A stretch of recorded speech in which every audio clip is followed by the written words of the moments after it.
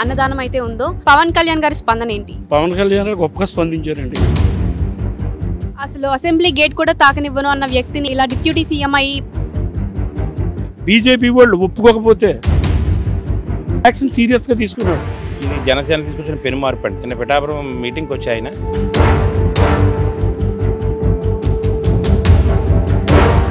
దత్తాత్రేయుడే వెలిసిన చోటకే పవన్ కళ్యాణ్ గారు వస్తే దత్తాత్రేయుడే వచ్చాడని మేము అనుకుంటున్నాం. అలా వాళ్ళు నైట్ అంతా వర్షం పడుతుంది, వర్షం పడినా సరే పవన్ కళ్యాణ్ గారిని శాలరీ నిమిత్తం మనం ఏలేటు చూపించడానికి ఎవరో సరిపోరమ్మా. ఈ ఉద్యమం ఒక్క రోజుతో పోయేది కాదమ్మా. ఈ 5 ఏళ్ళ ఉద్యమం ఒక్క రోజులో చేశారమ్మా. ఈ రోజు జన సైనికులన్నా దత్తపుత్రుడు అన్నందుకు దత్తాత్రేయుడు వెలిసిన క్షేత్రం అమ్మా మా పిఠాపురం నియోజకవర్గం. 9 దాటాక రాత్రి 1 గంట వరకు గంజాయి. దత్తపుత్రుడు అన్నందుకు మాకు ఈ రోజు దత్తాత్రేయుడే. నిన్న జరిగిన పెన్షన్ కార్యక్రమంలో జన సైనికులు చేసిన కార్యక్రమం ఏదైతే అన్నదానం అయితే ఉందో అది పవన్ కళ్యాణ్ గారి దగ్గర దాకా వెళ్ళింది, ఆయన అభినందించారు అని విన్నాము. అసలు అన్నదానం ఎలా జరిగింది, ఎంతమంది వచ్చారు, పవన్ కళ్యాణ్ గారి స్పందన ఏంటి? పవన్ కళ్యాణ్ గారు గొప్పగా స్పందించారండి. ఎందుకంటే అది మాకు ఎవరో చెప్పలేదు. ఈ సేవా సమితి వాళ్ళు డిసిషన్ తీసుకుని అప్పటికప్పుడు భోజనాలు పెట్టాలి. రేపు మీటింగ్ 1 గంట దాటి వరకు ఉంటుంది. భోజనాలు పెట్టకపోతే బయట నుంచి వచ్చిన ఇబ్బంది పడతారు. మళ్ళీ 4 గంటలకు మీటింగ్ ఉంది. 4 గంటల మీటింగ్ బయట ఇక్కడ భోజనం చేసి సత్యకృష్ణాల్లో ఉంటారు. కాబట్టి మంచి ఆలోచన. ఆ సేవా సమితి వారు చాలా తెలివితేటలుగా కార్యక్రమం చేయడం జరిగింది. దాని పవన్ కళ్యాణ్ కూడా చాలా స్పందించారు. అసలు అసెంబ్లీ గేట్ కూడా తాకనివ్వను అన్న వ్యక్తిని అసెంబ్లీలో ఇలా డిప్యూటీ సీఎం అయ్యి మీ పిఠాపురం నియోజకవర్గం ప్రజలందరూ గెలిపించుకున్నారు కదా, మీరు ఎలా ఫీల్ అవుతున్నారు? నేను ఫీల్ అయ్యేది ఏంటంటే అండి, 2019లో పవన్ కళ్యాణ్ గారు ఓడిపోయిన తర్వాత అక్కడి నుంచి మార్పు కోసం పోరాడాడు ఆయన. తెలుగుదేశం పార్టీని కూడా పైకి తీసుకొచ్చింది పవన్ కళ్యాణ్ గారు. యాక్చువల్గా ఎందుకు చెప్తున్నానంటే, బీజేపీ వాళ్ళు ఒప్పుకోకపోతే పదే ఢిల్లీకి వెళ్ళి మోడీ గారిని, అమిత్ షా గారిని కలిసి ఆ కలయిక, ఆ కూటమి కలయికలో భాగస్థుడయ్యాడు ఆయన. అందుకే యాక్షన్ సీరియస్గా తీసుకున్నాడు. ఏ సర్వే ఎటువంటిగా చెప్పినా కూటమి విజయం సాధించదని ఆయన చెప్పాడు. ఆయన చెప్పడంతో పాటు మీకు 15 సీట్లు కూడా రావని వేదిక మీద ఎలక్షన్ ముందు చెప్పాడు. అంటే అంత ఇంటెలిజెంట్ రిపోర్ట్ పవన్ కళ్యాణ్ గారి దగ్గర ఉంది. ఈ గేటు దాటడం, లది దాటడం, ఆ దాటిన కొడాల నానీలు, వంశీలు అందరూ కొట్టుకుపోయారు, కనపడలేదు. వాళ్ళ గేటు కదా ఊళ్ళో కూడా లేనట్టున్నారో బయటికి వెళ్ళిపోయారు. గత ప్రభుత్వంలో అయితే వాలంటీర్లు పెన్షన్ పంపిణీ చేసేవారు. వాలంటీర్లు లేకుండానే పెన్షన్ పంపిణీ ఒక్క రోజులోనే చేసి చూపించారు డిప్యూటీ సీఎం. దీని మీద మీ స్పందన ఏంటండి? జై జనసేన అండి. నిన్న పవన్ కళ్యాణ్ గారు మా కొలుపులో రావడం, పెన్షన్ కార్యక్రమంలో ఆయన పాల్గొనడం చాలా సంతోషం. కళ్యాణ్ గారు పెన్షన్ కార్యక్రమం మొదలుపెట్టిన ఉదయం 6 గంటల నుంచి కూడా మా జనసైనికులు అందరూ కూడా స్వచ్ఛందంగా రోడ్డు మీదకి వచ్చి ఎవరైతే సచివాలయం అడ్మిన్లు ఉన్నారో వాళ్ళతో కలిసి మొత్తం టోటల్గా 98% పెన్షన్ కార్యక్రమాన్ని పూర్తి చేశారండి. ఈవినింగ్ 6 కల్లా. ఏటో 1 మిగిలిపోయి తప్ప కానీ ఇప్పటి వరకు కూడా అయితే అసలు ఏ రాజకీయ నాయకులు కూడా ఇలా పెన్షన్లు పంపిణీ చేయడం మనం చూడలేదు. ఈయన అధికారంలోకి రాగానే ఆయన స్వయాన ఆయన చేతుల మీదుగా పెన్షన్లు పంపిణీ చేశారు.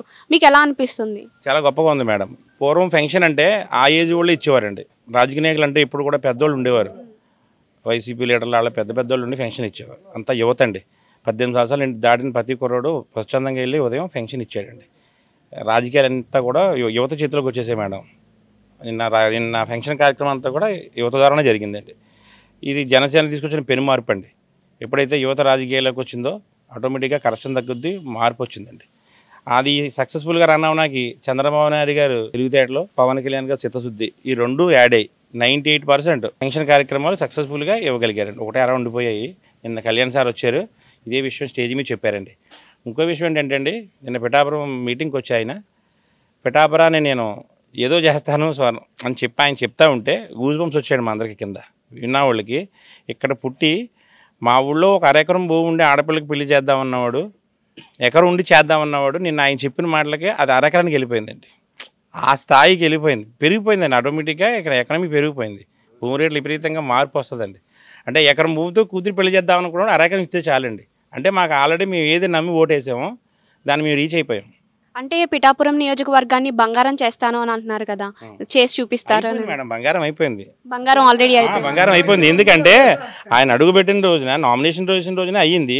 మాకు వచ్చే ఫోన్ కాల్స్ కానీ, చదువుకున్న వాళ్ళు ఎన్ఆర్ఐలో డబ్బు సంపాదించిన వాళ్ళు పిఠాపురం ఏం కొనమంటామని తిరుగుతున్నారు మేడం. ఇక్కడ అయిపోయిందండి, పిఠాపురం బంగారం అయిపోయింది. ఇదివరకు రోజుల్లో చూసుకున్నట్టయితే పిఠాపురం నుంచి వేరే విదేశాలకు వెళ్ళేవారు ఉన్నారు. ఇప్పుడు విదేశాల నుంచి పిఠాపురంలోకి వచ్చేస్తాము, అమ్మాయిలు ఉంటే చూడండి, లేదంటే ఇక్కడ అల్లుళ్ళు ఉంటే చూడండి అని చెప్పేసి వస్తున్నారని విన్నాం. అవునవును మేడం, ఎక్కడికైనా అయితే కాకినాడ పక్కన పిఠాపురం అని చెప్పేవాళ్ళం అండి. ఇప్పుడు పిఠాపురం అంటే ఇంకేం లేదండి, చాలా గొప్పగా, చాలా బాగుంది మేడం. మేమైతే చాలా హ్యాపీగా ఉన్నాం ఓటేసినందుకైతే. అందరూ అయితే పవన్ కళ్యాణ్ ముందు దత్తపుత్రుడు, ప్యాకేజ్ స్టార్ దత్తపుత్రుడు అని చెప్పేసి అన్నారు. కానీ మీ పిఠాపురం ప్రజలైతే ఆయన్ని మీరు దత్తత తీసుకున్నారు, మీరు ఎలా ఫీల్ అవుతున్నారు?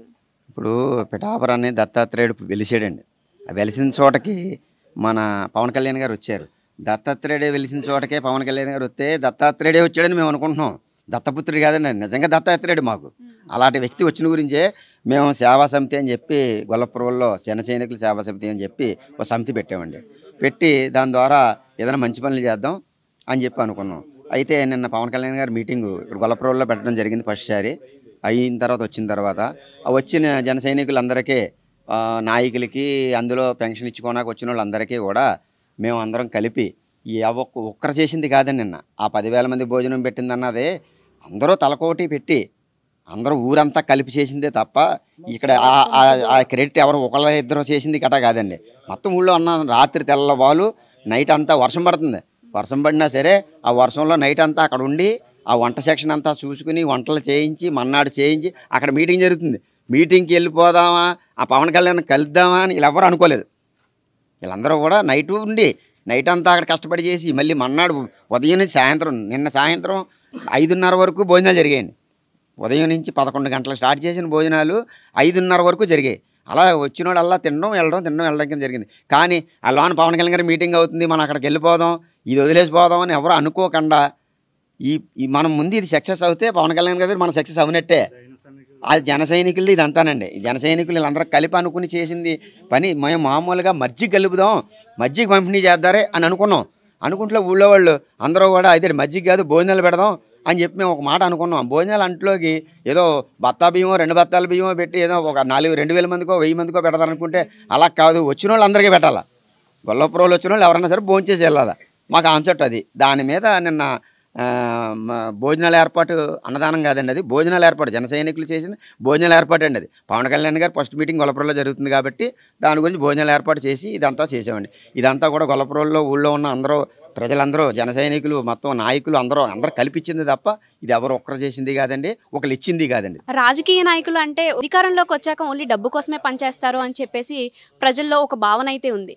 కానీ పవన్ కళ్యాణ్ గారు అధికారంలోకి వచ్చి డిప్యూటీ సీఎం అయిన తర్వాత ఆయనకి ఎమ్మెల్యే శాలరీ కూడా వద్దు నాకు అని చెప్పేసి అన్నారు.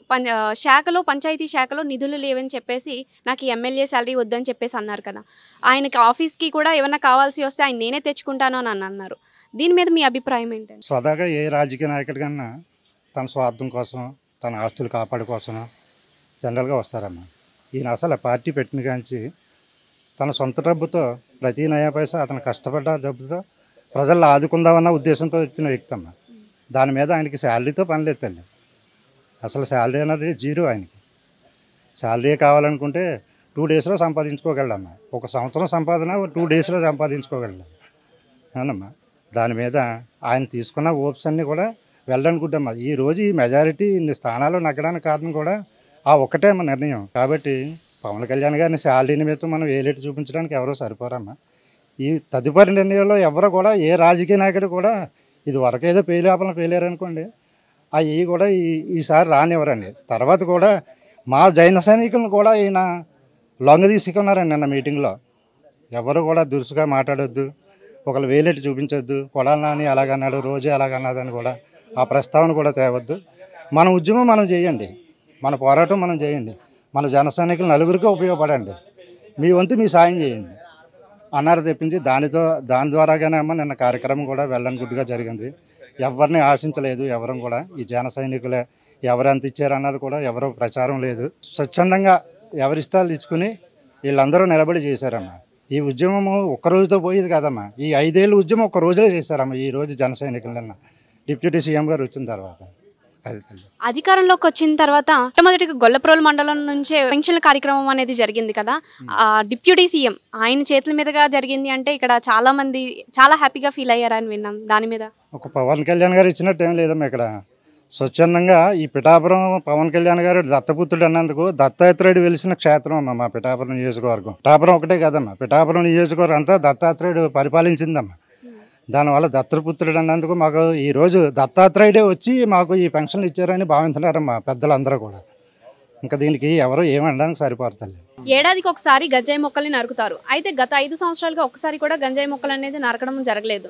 సో ఎక్కడికక్కడ డ్రగ్స్ ఈ వాడకం అనేది ఎక్కువైపోయి యువత అనేది చాలా చెడిపోతూ ఉన్నారని చెప్పేసి మనం చూస్తూనే ఉన్నాం. మీరు ఈ ప్రభుత్వానికి ఈ విషయాన్ని తెలియజేయాలని మీరు అనుకుంటున్నారా? యువత పాడైపోయిందన్నది జరగడానికి ఈ గత 5 ఏళ్ల పరిపాలనలో కూడా 100% యువత పాడయ్యారమ్మ.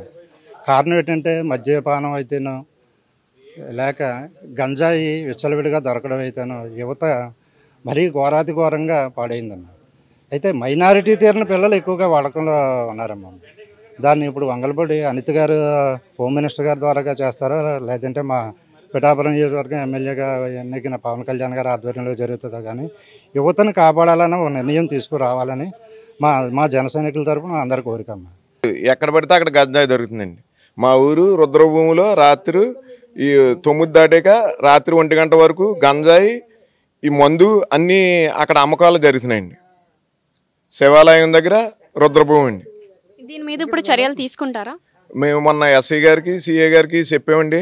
పవన్ కళ్యాణ్ గారు ఇంటికి సేబోలు వచ్చినప్పుడు దీని మీద చర్య తీసుకుంటానని ఎస్ఐ గారు చెప్పారండి.